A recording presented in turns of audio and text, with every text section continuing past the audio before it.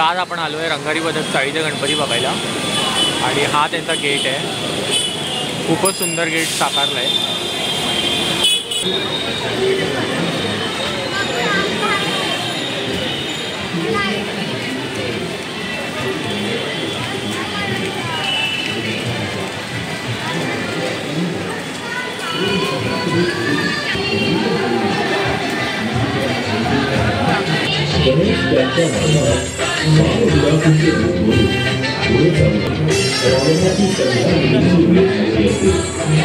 तर तुम्ही बघाल तर खूपच सुंदर या लोकांनी डेकोरेशन केलं आहे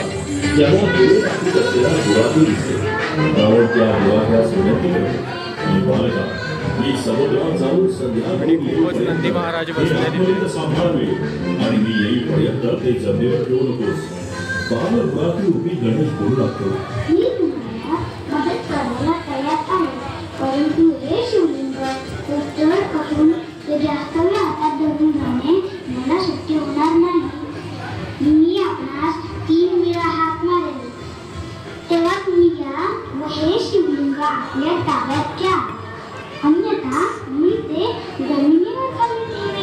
गुराख्याचे म्हणणे मान्य करून रावण संध्येस निघून जातात। इकडे रावण गेल्याचे पाहून रावणाची संध्या सुरू असताना गणेश घाईघाईने रावणास तीनदा हाक मारतो आणि रावण शिवलिंग खाली ठेवू नकोस असे हाताने पुरावित असताना सुद्धा हातातील शिवलिंग जमिनीवर ठेवून देतो। त्यामुळे रावण प्रचंड पुष्पवृष्टी करून बोलतात, पार्वती पुत्र गणेशाचा जय जयकार असो।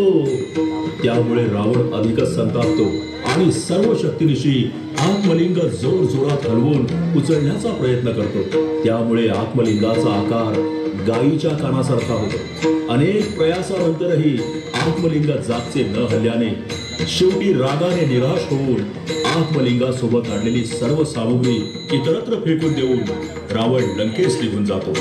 आत्मलिंग आणलेला डबा ज्या ठिकाणी पडतो ते ठिकाण म्हणजे सज्जेश्वर।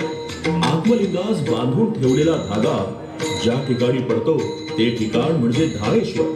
जेथे डब्याचे झाकण पडले ते ठिकाण म्हणजे गुणावंतेश्वर। आत्मलिंगास झाकलेले कापड ज्या ठिकाणी पडले ते ठिकाण मुरडेश्वर आणि महादेवाचे मुख्य आत्मलिंग म्हणजे गोकर्ण महाबळेश्वर असे या सर्व ठिकाणांना धार्मिक महत्व प्राप्त होऊन पंचक्षेत्र हे नाव पडले।